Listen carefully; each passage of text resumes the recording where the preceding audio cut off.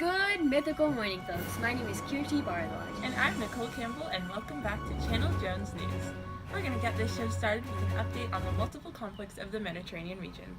So as all of you smart viewers know, Tarifa, a major port city, has been divided in the Christian-Muslim struggle following the multiple Moorish attempts at invasion. The main source of this conflict stems from the Muslim concept of Dar al-Islam, in which people believe that all areas not dominated by Islam are a threat that should be eliminated. That's right, Nicole. And moreover, further south in Africa, tribal warfare between the nomadic Bedouins continues over dominance of the Saharan region and doesn't show any signs of letting up soon.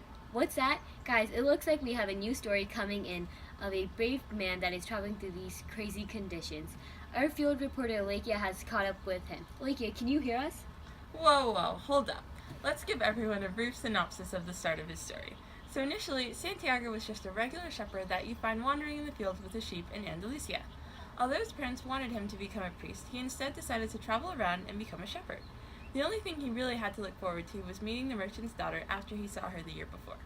While on his way to meet the merchant's daughter with his sheep, he encountered an old man who claimed to be the king of Salem, Melchizedek.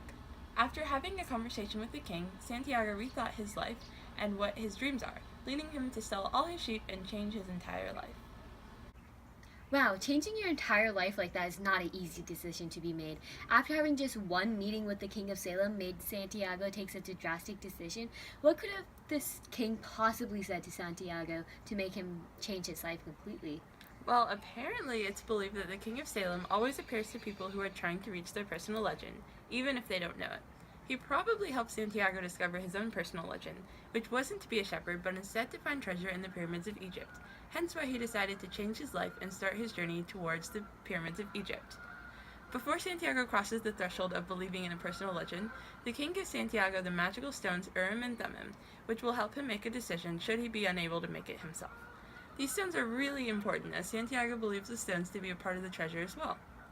Like most people, Santiago made many excuses on why he shouldn't leave everything behind.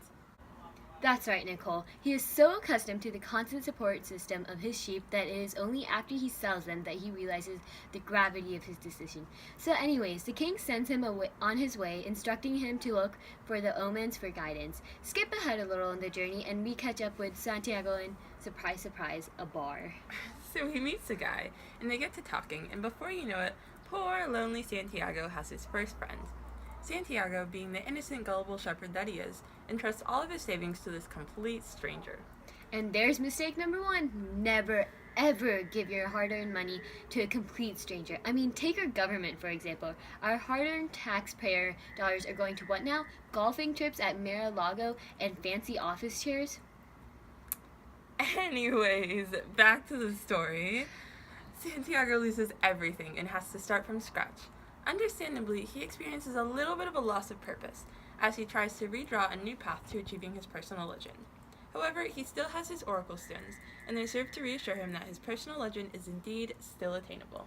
But that's enough of us talking. Let's go to the field where we can meet up with Santiago himself and our field reporter, Alekia. Hi, my name is Alekia Kaladindi. I've been trekking through the desert for weeks now, but thankfully I finally reached the oasis of Al Fayum. During the caravan ride here, I bear to witness multiple atrocities that show that the conflict has just begun. With the improved skills and the recent advances in that weaponry, the casualty rate is now skyrocketing, but the battle itself seems to be at stalemate. But more importantly, I caught up with the one and only Santiago. Yes, they call me Santiago, but in all honesty, I don't like to define myself by a mere name.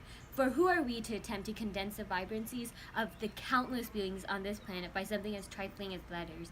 Truthfully, Souls, philosophy, that sounds fascinating, but we have limited time here. So how about getting to your recent adventures? Yes, ma'am.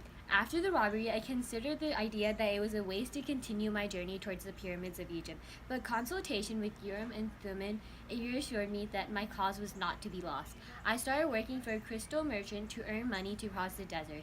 In the process, I helped the crystal merchant improve his sales after working with the crystal merchant for 11 months and learning a lot about him from him. I made a decision to leave the shop and continue my journey. That sounds fascinating. You must have a big heart to want to help that crystal merchant with his shop. Tell us, what happened next on your adventures? Well, I met an Englishman on my way to the pyramids. He taught me about alchemy and the importance of knowledge. I tried to share my understanding of the desert and the wind, but alas, he could not understand. Santiago reached the oasis and attempted to find the alchemist for the Englishman, but unfortunately, everyone either didn't know the alchemist or was unwilling to answer. While searching for the alchemist, Santiago came across a well, where he saw a woman dressed in black who revealed to Santiago how it was improper to speak to a woman of her kind. In their religion, black dress denotes marriage. Married women should not be converse with any man other than her own. Shortly after hearing this, I met my true love, Fatima. From the moment my eyes fell on her, I knew that she was special, and I felt the soul of the world surge within me. Within a few days, I realized Fatima was the one for me. Not very long after, I came to the realization that Fatima thought I was her true love too. Also, is it true that during many situations you were ready to give up your personal legend to stay with Fatima because you believed she was more important than any treasure? Yes, that is true. However, because she is a true woman of the desert, Fatima encouraged me to leave her and fulfill my personal legend. She was prepared to wait for me as long as it took. If it wasn't for her encouragement, I may have not been able to continue. To add on to the drama of Santiago's thoughts about abandoning his journey in favor of love, the omen showed him the dangers of what were ahead of the oasis. To reward Santiago, the tribal leaders offered him a position as the counselor of the oasis. Santiago wanted to take this job to continue being with his love and was willing to forget his personal legend. Wow, you must have been the talk of the oasis if you had the power to understand omens. Yes, the news of my ability to read and understand omens spread quickly and allowed the alchemist to find me. Along with Fatima, didn't the alchemist also encourage you to follow your personal legend? Yes, he did. The alchemist mentored Santiago and promised to help him to cross the desert. The alchemist helped Santiago pass by warring tribal leaders by telling them that Santiago could turn himself into wind and destroy the entire area. Santiago succeeded and impressed the tribal leaders. We're dying to know, how did you manage such an incredible feat? Well, secrets should stay secrets, but I'll just say I couldn't have done it without the aid from the universe. After traveling in the desert, the alchemist took Santiago to a Coptic monastery where he showed Santiago how to turn metal into gold. From there, they separated. Santiago left to find the pyramids, but was robbed once again and lost the gold the alchemist gave him. Then, Santiago learned his treasure was beneath the old church in Spain where he previously lived. Santiago, how did you know that the treasure was not actually in the pyramids?